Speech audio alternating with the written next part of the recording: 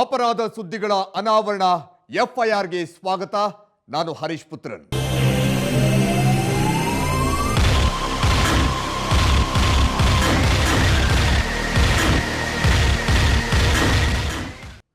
ಪ್ರೀತಿ ಹಿಂಗ್ಯಾಕೆ?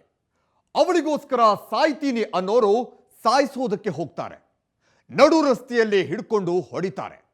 ಪ್ರೀತಿಸ್ಲಿಲ್ಲ ಅಂದ್ರೆ ಖಲ್ಲಾಸ್ ಅಂತಾರೆ. ಇದನ್ನ ಹುಚ್ಚು ಅನ್ಬೇಕಾ ಮತಿಗೇಡಿತನ ಅನ್ಬೇಕಾ ಗೊತ್ತಿಲ್ಲ. ಈ ಭಗ್ನ ಪ್ರೇಮಿಗಳ ಅಟ್ಟಹಾಸಕ್ಕೆ ಒಬ್ಬಳ ಜೀವ ಹೋಗಿದೆ, ಇನ್ನೊಬ್ಬಳು ಸಾವು ಬದುಕಿನ ಹೋರಾಟ ನಡೆಸಿದಾಳೆ. ಮರ್ಡರ್ ಮಾಡ್ತಿದ್ದಾರೆ ಮತಿಗೇಡಿಗಳು. ಪ್ರೀತಿಸದಿದ್ದರೆ ಖಲ್ಲಾಸ್. ಕೊಲ್ಲಲು ಬಂದವನು ಕತ್ತರಿಸಿದ್ದೇನನ್ನ. ಪ್ರೀತಿಯ ಗೋರಿ.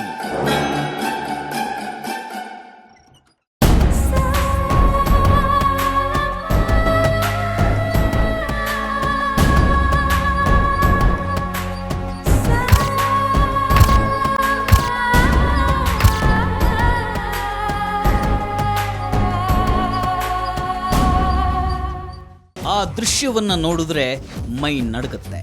ಶತ್ರುಗಳಿಗೂ ಬೇಡ ಆ ಯಾತನೆ. ಆ ಹುಡುಗಿ ಬದುಕಿದ್ದೇ ಹೆಚ್ಚು. ಆಕೆಯ ತಲೆಯನ್ನೇ ಪೀಸ್ ಪೀಸ್ ಮಾಡಿ ಹೋಗ್ಬೇಕು ಅಂತ ಬಂದಿದ್ದ ಅವನು. ಆದ್ರೆ ಹೆಂಗೋ ಬಚಾವಾಗ್ಬಿಟ್ಲು. ಆದ್ರೆ ತಲೆಯ ಭಾಗದ ಪೆಟ್ಟನ್ನ ತಡೆದು ಜೀವವನ್ನ ಉಳಿಸಿಕೊಳ್ಳೋ ಆಕೆಯ ಪ್ರಯತ್ನದಲ್ಲಿ ಪೀಸ್ ಪೀಸ್ ಆಗಿದ್ದು ಕೈ ಬೆರಳುಗಳು.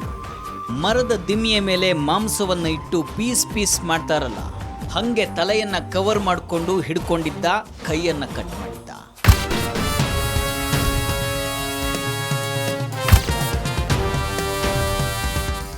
ಒಳಗಡೆ ಇದ್ದೇನು ಹಿಂಗೆ ಶಬ್ದ ಆಯಿತು ಅಂತ ಆಚೆ ಬರೋದಕ್ಕೆ ಅವು ಹೊಡೆದ್ಬಿಟ್ಟು ಮುಂದಕ್ಕೆ ಹೋಗ್ಬಿಟ್ಟ. ಆ ಹುಡುಗಿ ನೋಡಿದ್ರೆ ಅಡೆ ಬಿದ್ದೋಗಿ ಒದ್ಲಾಡ್ತಾ ಇದ್ಲು. ತಿರ್ಗಾ ಇನ್ನೊಂದು ಸತಿ ಬಂದು ತಿರ್ಗಾ ಈ ಕೈ ಹಿಂಗೆ ಇಕ್ಕೊಂಡಿದ್ಲಲ್ಲ, ಹಂಗೆ ಒಂಥರ ಮಾಂಸ ಕಟ್ ಮಾಡ್ದಂಗೆ ಕಟ್ ಮಾಡ್ದ. ಅಬ್ಬಬ್ಬಾ, ಕೇಳೋದಕ್ಕೆ ಇಷ್ಟು ಕಷ್ಟ ಆಗ್ತಾ ಇದೆ. ಇನ್ನು ಅಂಥ ಕ್ರೂರಿಯ ಕೈಗೆ ಸಿಕ್ಕಂಥ ಆ ಹುಡುಗಿಯ ಕಥೆ ಏನಾಗಿರ್ಬೇಡ. ವಿಲವಿಲ ಅಂತ ಒದ್ದಾಡಿ ಹೋದ ಆ ನತದೃಷ್ಟಿಯ ಹೆಸರು ಮಮತಾ.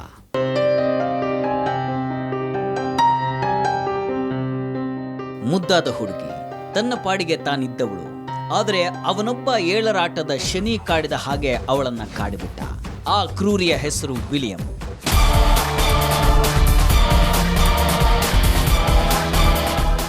ಬೆಂಗಳೂರಿನ ತಲಘಟ್ಟಪುರದ ತಟ್ಟಹಳ್ಳಿಯಲ್ಲಿ ಅಂಡಲ್ಕೊಂಡಿದ್ದಂಥ ಅವಿವೇಕಿ ಈತ. ದೇಹ ಬೆಳೆದಿತ್ತು, ಮೀಸೆ ಮೂಡಿತ್ತು. ಆದರೆ ದುಡಿಯುವಂಥ ಬುದ್ಧಿ ಮಾತ್ರ ಬಂದಿರಲಿಲ್ಲ. ಬದಲಿಗೆ ಬೇಕಾದಷ್ಟು ದುರ್ಬುದ್ಧಿಗಳಿದ್ವು. ಅಮ್ಮ ದುಡಿದು ಇವನ ಹೊಟ್ಟೆ ಬಟ್ಟೆ ಕೊನೆಗೆ ಚಟಕ್ಕೂ ಕಾಸು ಕೊಡಬೇಕಾಗಿತ್ತು. ಅವನು ಗಾಂಜಾ ಹೊಡ್ಕೊಂಡು ಅವರಿವರನ್ನ ಚುಡಾಯಿಸಿಕೊಂಡು ಊರಿಗೆ ಮಾರಿಯಾಗಿ ಭೂಮಿಗೆ ಭಾರವಾಗಿ ಬದುಕಿದ್ದ. ಅವನು ಏನಿಲ್ಲ ಸರ್, ಹಿಂಗೆ ಕೆಲಸ ಇಲ್ದಿರ ಅಲ್ಲಿ ಇಲ್ದಿರ ಸುಮ್ಮನೆ ಓಡಾಡ್ಕೊಂಡಿದ್ದ. ಕೆಲಸ ಕರೆ ಎಲ್ಲ ಏನು ಹೋಯ್ತಾರಿಲ್ಲ. ಏನು ಗಾಂಜಾ ಗಿಂಜ ಸೇರ್ತಾನೆ ಅಂದ್ಕೊಂಡು ಎಲ್ಲ ಜನ ಹೇಳ್ಕೊತಾ ಇದ್ರು. ಇಂಥ ಮತಿಗೇಡಿ ಹುಡುಗರ ಒಂದು ಟೀಮೇ ಆ ಏರಿಯಾದಲ್ಲಿದೆಯಂತೆ. ಅವರು ನಾವೇ ಇಲ್ಲಿನ ಡಾನ್ಗಳು ಅನ್ನೋ ಥರ ಆಡ್ತಿದ್ರಂತೆ. ಹುಚ್ಚ ಸಿನಿಮಾದಲ್ಲಿ ಕಿಚ್ಚ ಪೋಸ್ ಕೊಟ್ಟ ಹಾಗೆ ಪೋಸ್ ಕೊಡ್ತಾ ಇದ್ರಂತೆ. ಆ ಸಿನಿಮಾದಲ್ಲಾದ್ರೆ ಪರೋಡಿ ಆಗಿದ್ರು, ಹೀರೋ ರೌಡಿ ಆಗಿರಲಿಲ್ಲ. ಆದರೆ ಇವನು ಅಪ್ಪಟ ಕೇಡಿ. ಅವನು ಸುಮ್ಮನೆ ಇಟ್ಟಾಡ್ಕೊಂಡು ಊರುಗಳಲ್ಲಿ ತಿರ್ಗಾಡ್ಕೊಂಡು ಕಳ್ತನ ಮಾಡಿಕೊಂಡು ಜೀವಿಸ್ತಾ ಇರೋರು ಅವರು. ಅದೊಂದು ಗ್ಯಾಂಗೇ ಐತೆ. ಇಂಥ ವ್ಯಕ್ತಿ ವಿಲಿಯಂ ಚಂದದ ಹುಡುಗಿ ಮಮತಾಳ ಬೆನ್ನಿಗೆ ಬಿದ್ದಿದ್ದ. ಅದು ಇವತ್ತು ನೆನ್ನೆಯಿಂದಲ್ಲ. ಆಕೆ ಇನ್ನು ಸ್ಕೂಲ್ಗೆ ಹೋಗ್ತಾ ಇದ್ದಾಗ್ಲಿಂದನೂ ಅವಳ ಹಿಂದೆ ತಿರುಗ್ತಾ ಇದ್ದ. ಅದು ಆಕೆಗೆ ಸ್ವಲ್ಪವೂ ಇಷ್ಟ ಇರಲಿಲ್ಲ. ಅದನ್ನು ಆಕೆ ಸಾಕಷ್ಟು ಬಾರಿ ಹೇಳಿದ್ಲು ಕೂಡ. ಆದರೆ ಈ ಅವಿವೇಕಿ ಅದನ್ನೆಲ್ಲ ಅರ್ಥ ಮಾಡಿಕೊಳ್ಳುವಂಥ ಮೆಂಟಾಲಿಟಿಯವನೇ ಅಲ್ಲ. ಅವನನ್ನು ಅವಾಯ್ಡ್ ಮಾಡಿಕೊಂಡೇ PUCಯನ್ನು ಮುಗಿಸಿದಂಥ ಮಮತಾ ಈಗ ಡಿಗ್ರಿಯನ್ನು ಮಾಡ್ತಾ ಇದ್ಲು. ಇಷ್ಟಾದರೂ ವಿಲಿಯಂ ಮಾತ್ರ ಯಥಾ ಪ್ರಕಾರ ಅವಳ ಹಿಂದೆನೇ ಇದ್ದ. ಆಕೆ ಇವನ ಗಾಳಕ್ಕೆ ಏನು ಮಾಡಿದ್ರೂ ಬೀಳಲ್ಲ ಅಂತಾದಾಗ, ಪ್ರೀತಿಸಿಲ್ಲ ಅಂದರೆ ನಿನ್ನ ತಮ್ಮನನ್ನು ಮರ್ಡರ್ ಮಾಡಿಬಿಡ್ತೀನಿ ಅಂತ ಹೆದರಿಸಿದ್ನಂತೆ. ಅವನು ಹೋದ ವರ್ಷ ಏನಂತ ಹೇಳಿದಂದರೆ, ನಿನ್ನ ತಮ್ಮನ್ನ ಎತ್ಬಿಡ್ತೀನಿ ಅಂತ ಹೇಳಿದ್ದೆ ಸರ್. ಅವನು ನನ್ನ ಎತ್ಬಿಡ್ತೀನಿ ಅಂತ ಮುಂಚೆ ಅಂದರೆ ಸರ್. ಅದೇ ಸರ್, ಹೋದ ವರ್ಷ ಈ ಥರ ಹೆಣ್ಣು ಕೊಡಿ ಅಂತ ಬಂದಿದೆ ಸರ್ ಅವನು. ಅವಾಗ ನಾವು ಕೇಳಿದ್ವಿ. ಅವನು ಯಾವ ಕೆಲಸಕ್ಕೆ ಹೋಗಲ್ಲ ಸರ್, ವಿದ್ಯೆನೂ ಇಲ್ಲ. ಯಾರು ಏನೇ ಅಂದರೂ ಕೇಳದಂಥ ವಿಲಿಯಂ ಮಮತಾಳನ್ನ ಮದುವೆ ಮಾಡಿಕೊಡಿ ಅಂತ ಅವಳ ಮನೆಗೆ ಹೋಗಿ ಹೆದರಿಸಿದ್ದು ಆಗಿತ್ತು. ಹೇಳಿದ್ದ ಸರ್ ಅವನು ಹೋದ ವರ್ಷನೇ ಆಚೆ ವರ್ಷನೇ ಕೇಳಿದ ಸರ್. ಅದಕ್ಕೆ ನಾನಂದೆ ಅವ್ರಪ್ಪ ಕೊಡ್ತಾರಪ್ಪ, ಅವ್ರಪ್ಪ ಕೊಡ್ತಾರ, ಒಂದು ಕೆಲಸ ಇಲ್ಲ, ಮನೆ ಇಲ್ಲ, ಏನಿಲ್ಲ, ಅವ್ರಪ್ಪ ಕೊಡ್ತಾರಪ್ಪ ಅಂತ ಹೇಳಿದೆ ಸರ್ ನಾನು. ಅದಕ್ಕೆ ನಾನಂದೆ ಅವಳಿಗೆ ಇಷ್ಟನಪ್ಪ, ಅವಳು ಇಷ್ಟಪಡ್ತಾಳಂದ್ರೆ ಅವಳು ಇಷ್ಟ ಯಾರಿಗೆ ಬೇಕು ಅಂತ ಕೇಳ್ತಾನೆ ಸರ್ ಅವನು. ಅವಳು ಇಷ್ಟ ಯಾರಿಗೆ ಬೇಕು, ನಾನು ಇಷ್ಟಪಡ್ತಾ ಇದ್ದೀನಷ್ಟೇ, ಅವಳು ಬೇಕು ನನಗೆ. ಎಸ್, ಅವಳು ಬೇಕು ಅನ್ನೋದು ಬಿಟ್ರೆ ಬೇರೆ ಮಾತೇ ಇರಲಿಲ್ಲ.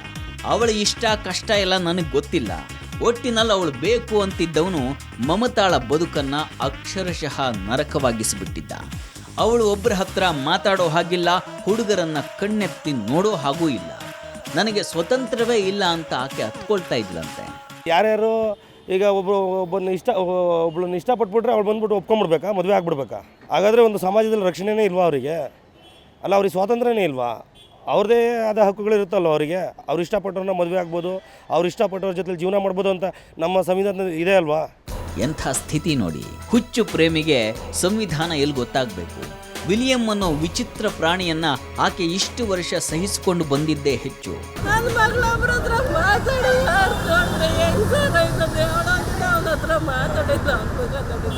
ಅವಳಿಗೆ ಇಷ್ಟ ಇಲ್ಲ. ಲಾಸ್ಟ್ ಇಯರ್ ಗಲಾಟೆ ಮಾಡಿದಂತೆ ಬಸ್ಸಲ್ಲಿ ಅವಳು ಒಂದು ಕ್ಲಾಸ್ ಮೇಟ್ಸ್ ಹತ್ರ ಮಾತಾಡಬಾರ್ದೆ ಸರ್ ಅವಳಿಗೆ. ಅವಳು ಯಾರ ಹತ್ರ ಮಾತಾಡ್ಬೇಕು, ಹೆಂಗನ ವಿಷಯ ಕಲೆಕ್ಟ್ ಮಾಡ್ಕೊಂಡು ಅವಳ ಹತ್ರ ಬಂದು ಜಗಳ ಮಾಡೋದು. ಊರಲ್ಲಿ ನ್ಯಾಯ ಪಂಚಾಯಿತಿ ಮಾಡಿದ್ರು. ಅವನು ಕಷ್ಟ ಕೊಡೋ ವಿಷಯ ಪಂಚಾಯಿತಿ ಲೆವೆಲ್ಗೆ ಹೋಗಿದ್ದು ಆತ ಒಮ್ಮೆ ಮಮತಾಳ ಮೇಲೆ ಕೈ ಮಾಡಿದಾಗ. ಆಕೆ ಬಸ್ಸಿನಲ್ಲಿ ಪರಿಚಯದ ಹುಡುಗನೊಬ್ಬನ ಜೊತೆ ನಗ್ತಾ ಮಾತಾಡ್ತಾ ಇದ್ದಾಗ ಇವನು ಬಂದು ಹೊಡೆದಿದ್ನಂತೆ. ಹೋದ ವರ್ಷ ಬಂದು ಮನೇಲಿ ಬಸ್ಸಲ್ಲಿ ಅವ್ರ ಫ್ರೆಂಡ್ಸ್ ಜೊತೆ ಯಾರ ಹತ್ರ ಮಾತಾಡಿದ್ಲು ನಮ್ಮ ಅಕ್ಕ ಅಂತ ಹೇಳ್ಬಿಟ್ಟು ಅಲ್ಲಿ ಬಸ್ಸಲ್ಲಿ ಕಪಾಳಕ್ಕೆಲ್ಲ ಹೊಡೆಯಕ್ಕೆ ಹೋಗಿ ಕೈಯಲ್ಲಿ ಎತ್ತಿ ಹೊಡೆದ್ಬಿಟ್ಟು ತಿರ್ಗಾ ಮನೆ ಗಂಟ ಬಂದು ನಮ್ಮ ಅಕ್ಕ ಈ ಥರ ಹತ್ಕೊಬಂದು ಹೇಳಿದ್ಲು ಸರ್, ಈ ಥರ ಬಸ್ ಸ್ಟಾಪಲ್ಲಿ ಕೆಟ್ಟ ಮಾತುಗಳೆಲ್ಲ ಬೈದ್ಬಿಟ್ಟು ಹೊಡೆದ ಅಂತ.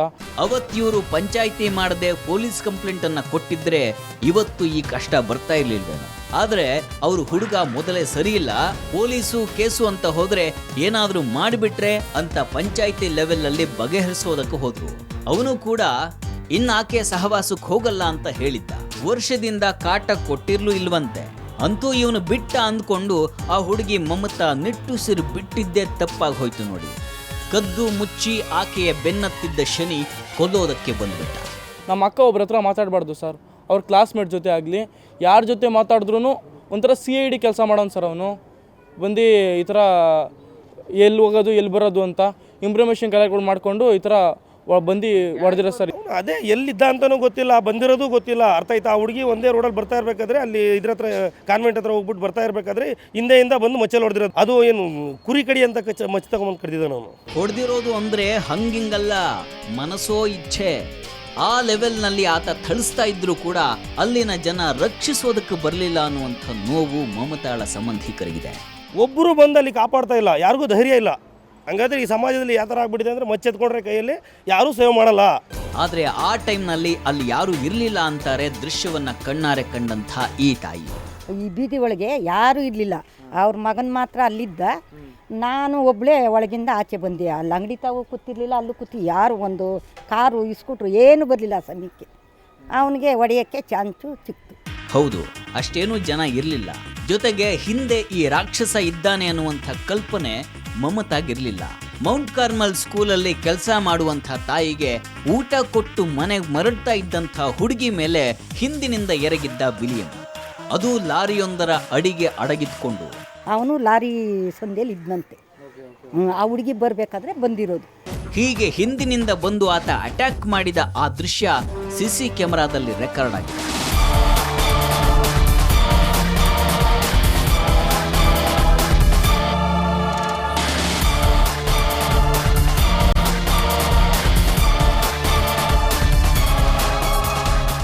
ನೋಡಿದ್ರಲ್ಲ, ಅವಳಿನ್ನೂ ಪೂರ್ತಿ ಕುಸಿದಿಲ್ಲ ಅಂತ ವಾಪಸ್ ಬಂದು ಮತ್ತೆ ಹೊಡೆಯೋದನ್ನ.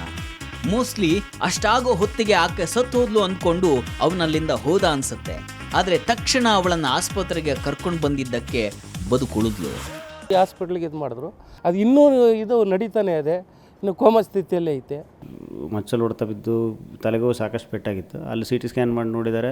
ಸೊ ಇಲ್ಲಿ ನೆನ್ನೆ ನೈಟ್ ಸರ್ಜರಿ ಮಾಡಿದ್ವಿ. ಒಂದು ಅಂದಾಜು 10 ಗಂಟೆಗೆ ಸರ್ಜರಿ ಸ್ಟಾರ್ಟ್ ಮಾಡಿ ಬೆಳಗ್ಗೆ 7 ಗಂಟೆ ತನಕ ಸರ್ಜರಿ ಆಯಿತು. ತಲೆ ನ್ಯೂರೋಸರ್ಜನ್ಸ್ ನೋಡಿದ್ದಾರೆ. CT ಸ್ಕ್ಯಾನ್ ಪ್ರಕಾರ ಮೂಳೆಗೆ ಪೆಟ್ಟು ಬಿದ್ದಿದೆ, ತಲೆ ಮೂಳೆಗೆ ಮೇಲ್ಗಡೆ ಇರೋ ಚರ್ಮಕ್ಕೆ. ಆದರೆ ಮೆದುಳಿನ ಕವರ್ ಅಂತ ಏನು ಹೇಳ್ತಾರೆ ಅದು ಏನೂ ಬ್ರೀಚ್ ಆಗಿಲ್ಲ, ಅಂದರೆ ಅದಕ್ಕೇನು ಪೆಟ್ಟು ಬಿದ್ದಿಲ್ಲ. ಸೊ ಹಾಗಾಗಿ ತುಂಬ ಸೀರಿಯಸ್ ಅಲ್ಲದೆ ಹೋದರೂ ಕೂಡ ಅಬ್ಸರ್ವೇಷನಲ್ಲಿ ಇರಬೇಕಾಗುತ್ತೆ. ಪಾಪ ಹುಡುಗಿ ತನ್ನ ಕೈಯನ್ನೇ ಶೀಲ್ಡ್ ಆಗಿಟ್ಕೊಂಡು ಜೀವ ಉಳಿಸ್ಕೊಂಡಿದ್ದಾಳೆ.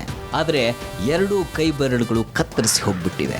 ಅದರಲ್ಲಿ ಕೆಲವನ್ನ ಜೋಡಿಸುವಂತಹ ಪ್ರಯತ್ನ ಮಾಡಿದ್ದಾರೆ. ಅವ್ರು ತಂದಿದ್ದು 2 ಬೆರಳು. ಆ್ಯಕ್ಚುಲಿ ಕಟ್ಟಾಗಿರೋಂಥದ್ದು ಬಲಗೈಯಲ್ಲಿ 4 ಬೆರಳು, ಎಡಗೈಯಲ್ಲಿ 2 ಬೆರಳು. ಬಟ್ ಅವ್ರು ತಂದಿದ್ದು ಬಲಗೈಯಿಂದ 1 ಬೆರಳು ತಂದಿದ್ರು, ಎಡಗೈಯಿಂದ ಇನ್ನೊಂದು ಬೆರಳು ತಂದಿದ್ರು. ಸೊ ಎಡಗೈಯಲ್ಲಿ ಅದು ಮಲ್ಟಿಪಲ್ ಲೆವೆಲಲ್ಲಿ ಇಂಜುರಿ ಇದ್ದಿದ್ದರಿಂದ ರಿಕನ್ಸ್ಟ್ರಕ್ಟ್ ಮಾಡಲಿಲ್ಲ ಕಿರುಬೆರಳನ್ನು. ಇನ್ನು ಉಳಿದಿರೋಂಥದ್ದು ಫ್ರ್ಯಾಕ್ಚರ್ಸ್ ಏನಿದೆ ಅದನ್ನು ಫಿಕ್ಸ್ ಮಾಡಿದ್ದೀವಿ ಎಡಗೈಯಲ್ಲಿ. ಸೊ ಎಡಗೈದು ಕಿರುಬೆರಳನ್ನ ಬಲಗೈ ರಿಂಗ್ ಫಿಂಗರಿಗೆ ಕನ್ವರ್ಟ್ ಮಾಡಿದ್ದೀವಿ. ಬೆಳಗ್ಗೆ ಮತ್ತೊಂದು ಸಲ ಬ್ಲಾಕ್ ಆಗಿದ್ದಕ್ಕೆ ಇನ್ನೊಂದು ಸತಿ ಸರ್ಜರಿ ತೊಗೊಂಡು ಮತ್ತೆ ಅದನ್ನು ರಿಪೇರ್ ಮಾಡಿದ್ದೀವಿ. ನೋಡಬೇಕು ಇನ್ನು ಅಟ್ಲೀಸ್ಟ್ ಆ ಬೆರಳುಗಳು ಬದುಕುತ್ತೋ ಇಲ್ಲೋ ಅನ್ನೋದು ಗ್ಯಾರಂಟಿ ಕೊಡಲಿಕ್ಕೆ 10 to 15 ಡೇಸ್ ಟೈಮ್ ಬೇಕು. ಅಲ್ಲಿವರೆಗೂ ಏನಾದರೂ ಆಗ್ಬೋದು. ಪಾಪ ಚಂದದ ಹುಡುಗಿಯನ್ನ ಅದೆಂಥ ಸ್ಥಿತಿಗೆ ತಲುಪಿಸ್ಬಿಟ್ಟ ಆ ಕ್ರೂರಿ. ಆತನಿಗೆ ಅದೇನು ಶಿಕ್ಷೆ ಕೊಟ್ಟರು ಕಡಿಮೆನೇ ಬಿಡಿ. ಪ್ರೀತಿಯ ಹೆಸರಲ್ಲಿ ಗೋರಿ ತೋಡೋದಕ್ಕೆ ಹೊರಟವನು ಮಮತಾಳ ಮೇಲೆ ಅಟ್ಯಾಕ್ ಮಾಡಿ ಮನೆ ಹತ್ರ ಬಂದು ತನ್ನ ಬಟ್ಟೆ ಬಿಚ್ಚಿಸಿದು ತನಗೂ ಒಂದಿಷ್ಟು ಗಾಯ ಮಾಡಿಕೊಂಡು ಹುಚ್ಚಿನ ಥರ ಆಡಿದ್ದ. ನಂತರ ಯಾರಿಗೂ ಕಾಣದ ಹಾಗೆ ಸಂಬಂಧಿಕರ ಮನೆಯಲ್ಲಿ ಅಡಗಿದ್ದವನನ್ನ ಕಗ್ಲಿಪುರದ sub inspector Krishnakumar and team arrest ಮಾಡ್ಕೊಂಡು ಬಂದಿದೆ. ಇನ್ನು ಇದೇ ರೀತಿ ಮಹಾಲಕ್ಷ್ಮಿ ಲೇಔಟಲ್ಲಿ ಲಾಯರ್ ಜ್ಯೋತಿಯ ಮರ್ಡರ್ ಮಾಡಿ ಓಡ್ ಹೋಗಿದ್ದಂಥ ಭಗ್ನ ಪ್ರೇಮಿಯನ್ನು ಕೂಡ inspector Bharamappa and team arrest ಮಾಡಿ ಜೈಲಿಗೆ ಕಳಿಸಿದೆ.